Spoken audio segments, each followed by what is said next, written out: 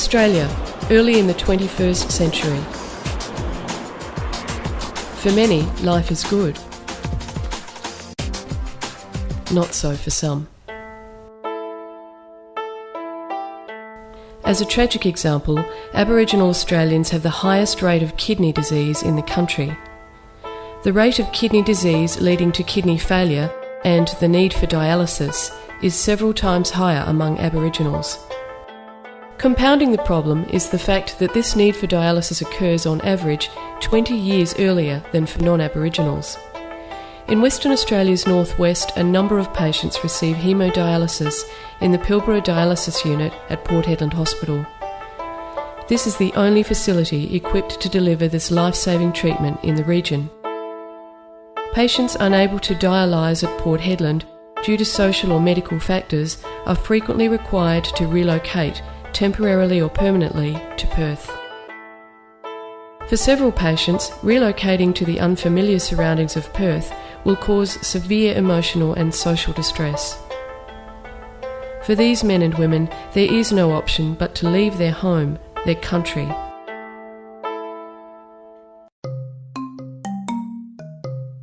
The Mardu people are a population of some 2,000, spread over thousands of square kilometres in and around the Western Desert. For some, their lives depend on regular dialysis. 55-year-old Mardu elder Bobby Roberts is one of them. For Bobby, Jigalong is home. It's his country. But because of his life-threatening illness, Bobby can rarely go home. To help him stay alive, Bobby and others like him are forced to undergo the dialysis procedure 3 times a week. This has been a necessity for Bobby for the past dozen years. In the midst of the Mardu lands is one of Australia's largest gold mining operations, the Telfer Gold Mine, owned and operated by Newcrest Mining Limited. In 2005, the Mardu asked Newcrest to assist them in establishing a dialysis program in their homelands to help their people afflicted with renal disease. The hope is that these people will be able to return home, at least periodically, to spend time with their families and to fulfil their cultural commitments. Bobby Roberts writes to Jigalong community members, elders and the Mardu people. His letter is a catalyst in moving the project forward. He writes, "I am a tribal Mardu elder. I must live in Perth to have dialysis treatment. Living in Perth doesn't allow me to be available for law in my country. I miss a lot of law business. I miss a lot of family. I miss a lot of other things that go on every day in the community. We as Mardu people want to go home. We want to be up there teaching ceremonies and law and living our culture. Could anyone who can help, please help us." Newcrest responds to this Mardu request. The company boldly invests into a program to realise the hopes of the Mardu people. Some $700,000 in funds, resources, consultants, contractors, capital equipment and the commitment of Telfer's community relations staff, led by Superintendent Leon Van Erp, are ploughed into the program. The goal is to make life better for Bobby and his fellow Mardu who need dialysis but who want to go home, to go back to their country. In addition to Newcrest's leadership role, many organisations help to create the reality through financial or associated support.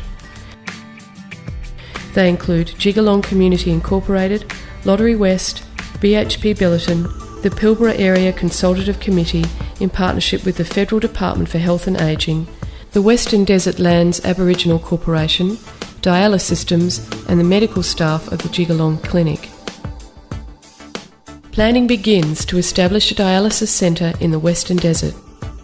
Jigalong is selected as a preferred site for the facility because its remoteness entails considerable hardship for patients needing access to dialysis, and the community has sufficient established services to support the program.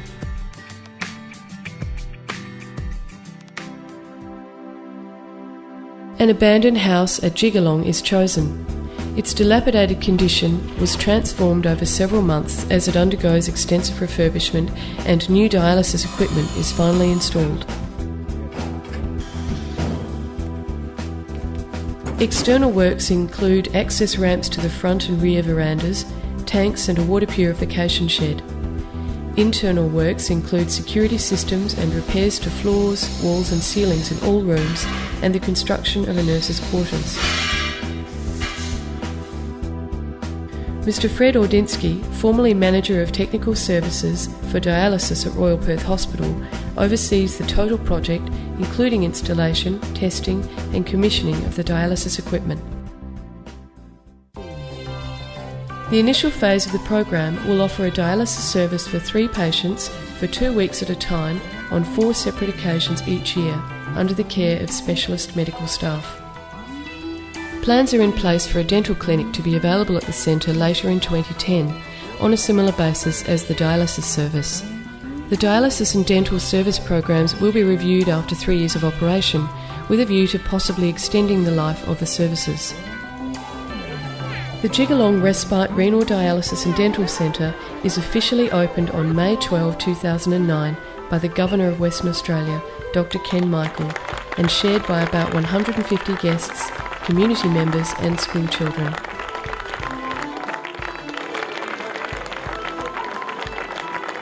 Mark Mitchell, Telfa's General Manager, explains that Newcrest is both appreciative and proud to be associated with this project. We're also very proud of the role that Newcrest has been able to play and the role of my former and current colleagues at the operation, that played over 5 years. 5 long years of effort. The project was raised as an important initiative with the Martu people following the signing of the Community Benefits Agreement in 2003. We were very proud that the Martu people and their representatives from Woodlac and the Jigalong community sought out Newcrest assistance in establishing this facility at Jigalong. Thank you very much for the opportunity. Dr Michael is also impressed with what he has seen. It was a wonderful feeling to see something so necessary for the community. The big thing about it is that it means that the residents and the people who live within the Jigalong community can actually return home with their family during the year. The provision of a facility that brings home those very precious people who are part of the community so that they can practice their traditions and law, so that they can enjoy their family and they can enjoy the environment that they have grown up in is very special to them, and I know very special to Newcrest, who are the company that have made this, along with many others who've supported it, possible. Fred Ordinsky is elated by what has been accomplished. For me, it means a culmination of a lot of hard work by a lot of people to give at least partial respite to the people who have to leave here for dialysis treatment in other places. Having the opportunity to come home and be with their family and take part in all the tribal work that can be done here and just feel at home. They will be back here, be it only for 2 weeks at a time.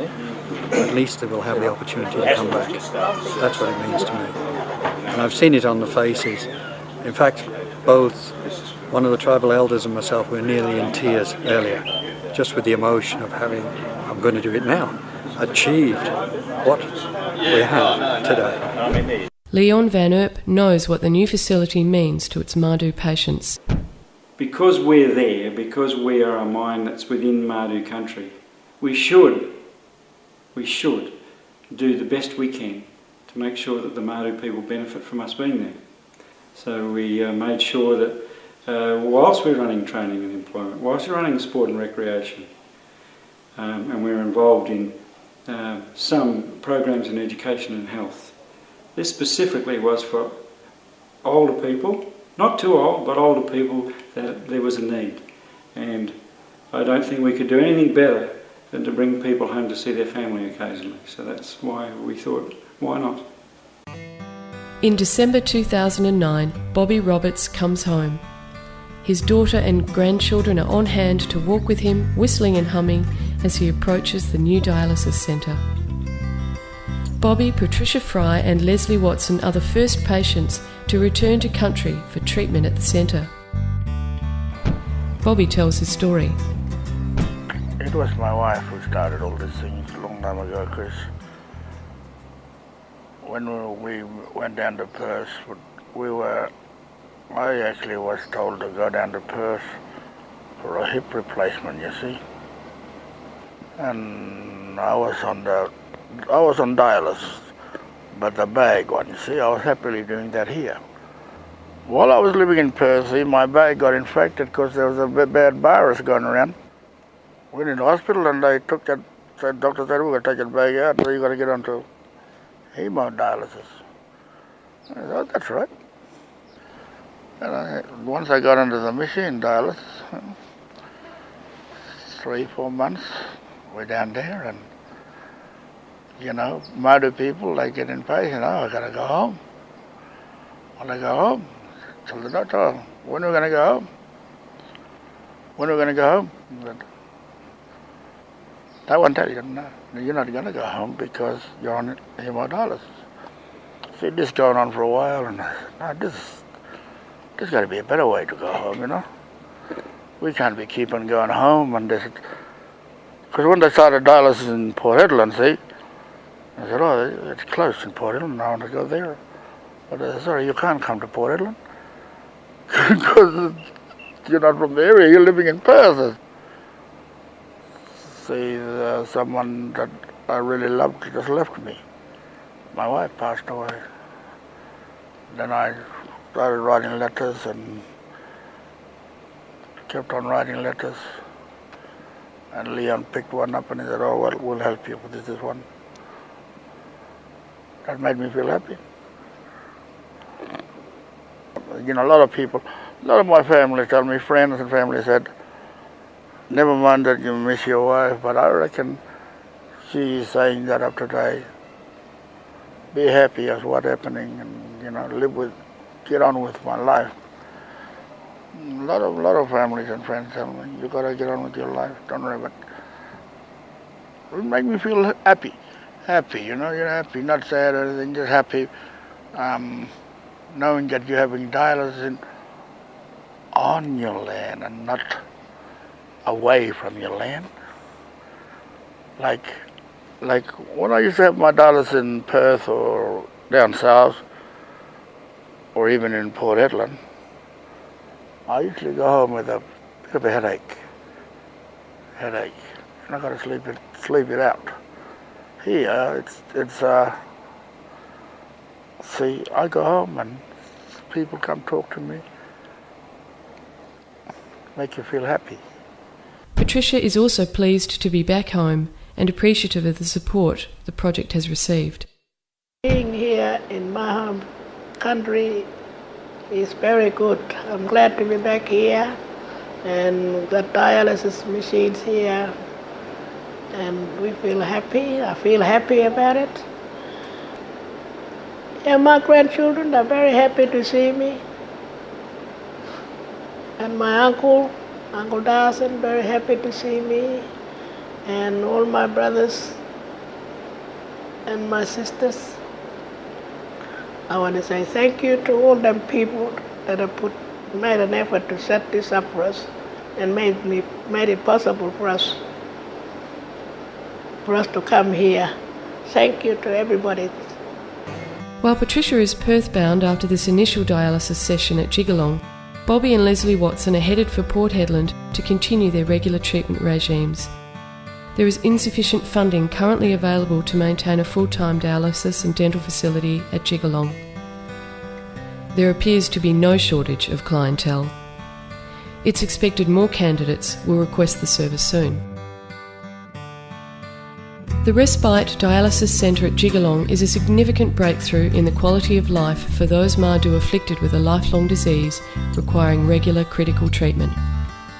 For the first time, they can return to country, to be with their families, to take part in law business, cultural activities, ceremonies, and teaching young children.